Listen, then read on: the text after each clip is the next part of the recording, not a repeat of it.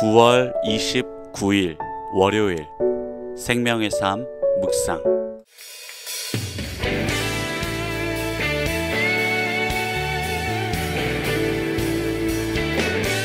주여 택하신 자들을 세우셔서 온 땅을 회복하시며 우리를 통해 주의 나라 세우심을 믿습니다.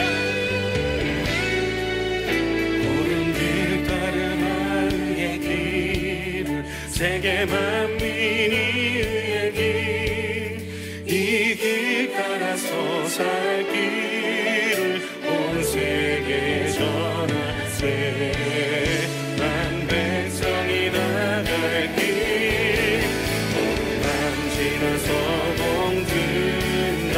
너는 믿보아라 저기 주 예수의 나라 이 땅에 오겠네.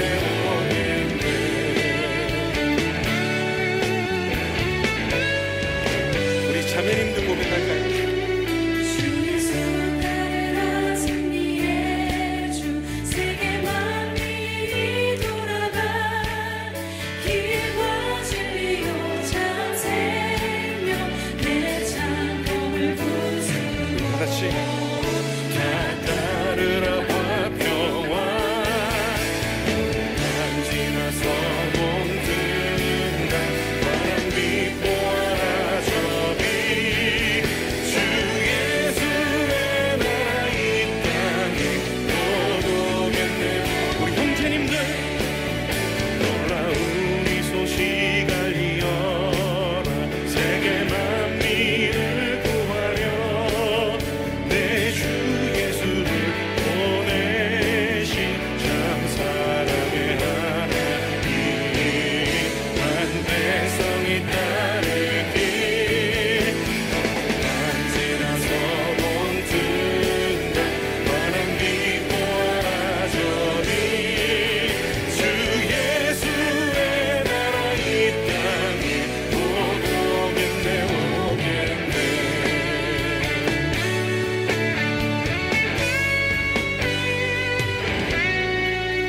고난 길을 지고 찾아온 길 많은 백성을 구한 길 모두 나와서 믿어라. 온 세상이 마치 이 진리에 살겠네. 밤 지나서 멍든다. 바람 빛보아라 저기 주 예수의 나라 이 땅에 오겠네. 어둠 밤 지나서 멍든다. 바람 빛보아라 저기 주 예수의 나라 이 땅에 오겠네.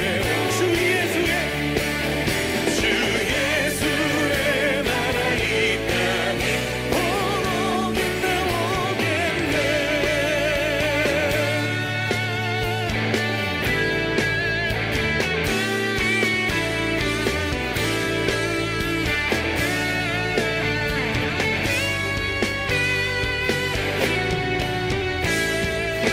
우리를 통해 임하시는 주님의 나라 소망 되신 주님 찬양합니다.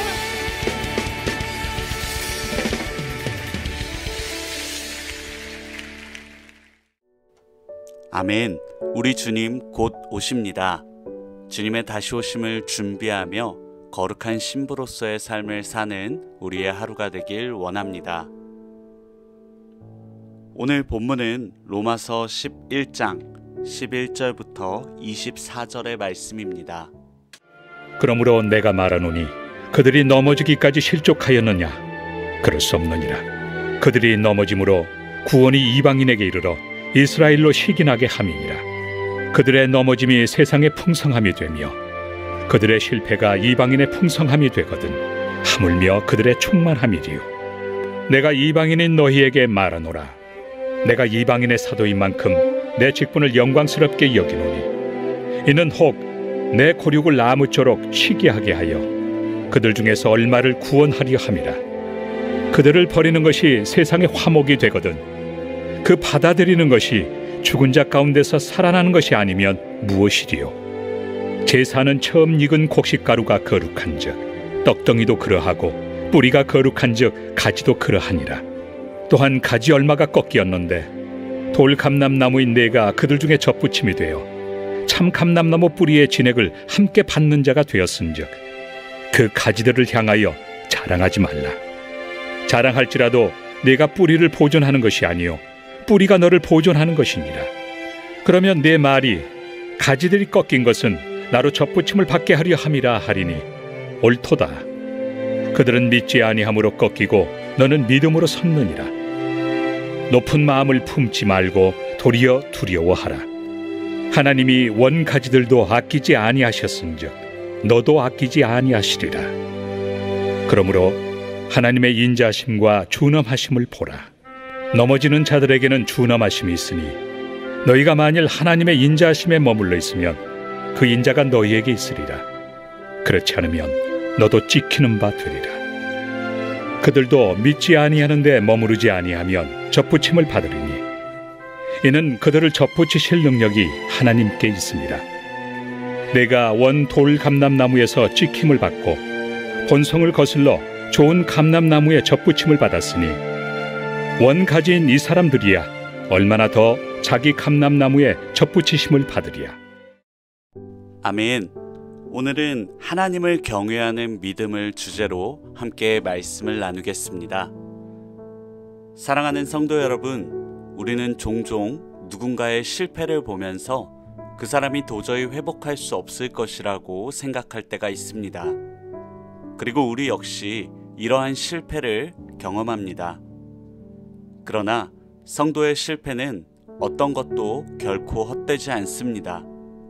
하나님이 성도의 실패를 당신의 영광을 드러내시는 도구로 선용하시기 때문입니다.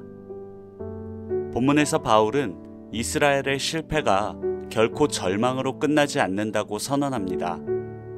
오히려 그들의 넘어짐을 통해 이방인에게 구원이 선포되었고 이스라엘이 회복을 기대하게 된다고 말합니다.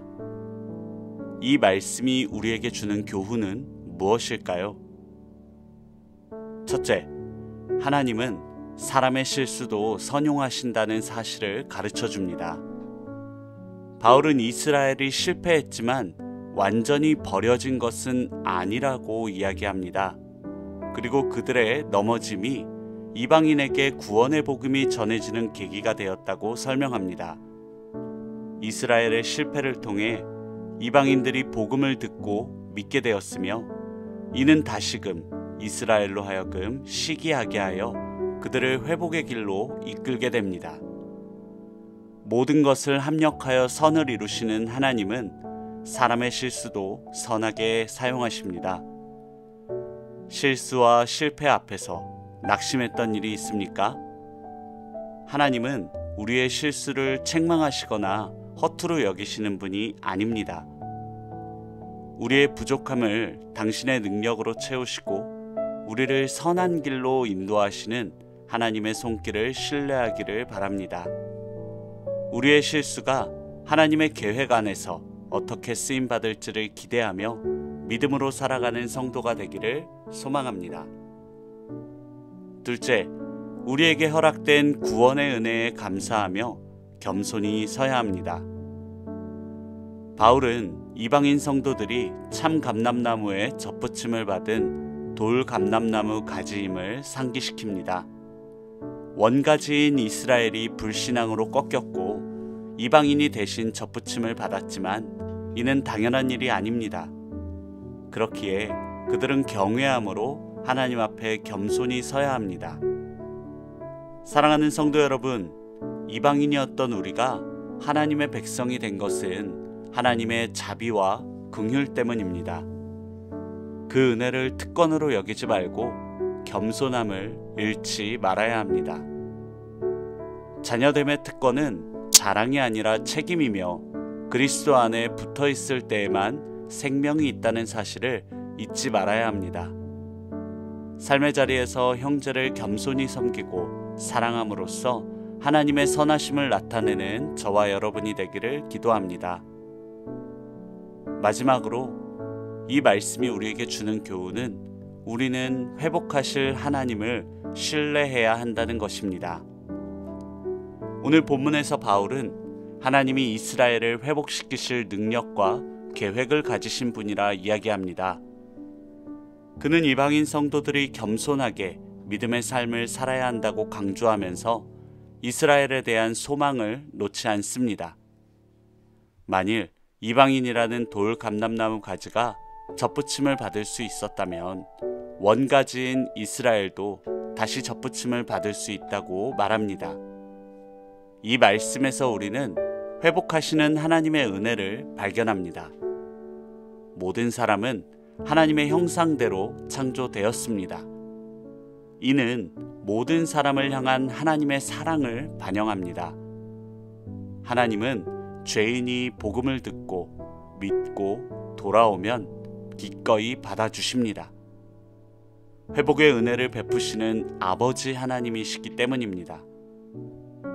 은혜의 복음으로 죄인들을 부르시고 구원하시고 깨어지고 상처 입은 세상을 회복하실 하나님의 일하심을 기대합시다. 그 기대를 품고 오늘도 우리가 사랑과 은혜를 나누길 원합니다. 사랑하는 성도 여러분, 이방인이었던 우리는 받은 은혜에 감사함으로 겸손히 서야 합니다. 그리고 하나님께 돌아오는 자마다 회복시키시는 하나님의 사랑을 신뢰해야 합니다. 하나님은 실패로 낙심한 사람의 마음에 회복의 소망을 주시는 분입니다. 그 안에서 우리는 평안을 누리며 완전한 회복을 경험합니다. 삶의 어려움으로 넘어지고 고단하십니까? 하나님께 나아가시길 바랍니다. 하나님은 우리를 기다리고 계십니다. 지친 우리를 보듬고 회복하실 하나님을 기대하며 살아가는 저와 여러분의 하루가 되길 축원합니다. 아멘. 함께 적용을 위한 질문을 해보길 원합니다. 첫 번째 질문입니다. 나는 구원의 은혜를 당연하게 여기고 있지는 않습니까?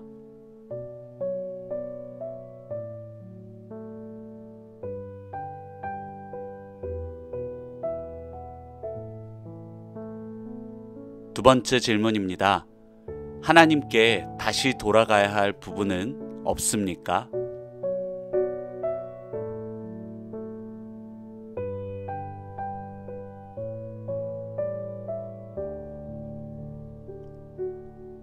마지막 질문입니다. 나는 삶 속에서 믿음으로 접붙임 받은 자의 열매를 맺고 있습니까?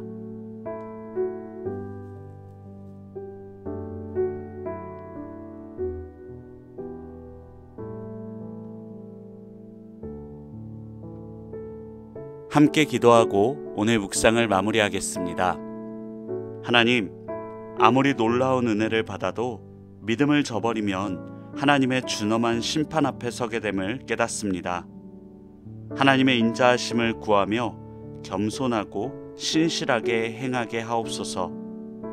우리가 은혜로 부름받아 은혜로 살며 은혜를 노래하는 참된 하나님의 백성, 하나님의 자녀로 살아가는 오늘이 하루가 되길 원합니다. 예수님의 이름으로 기도합니다. 아멘.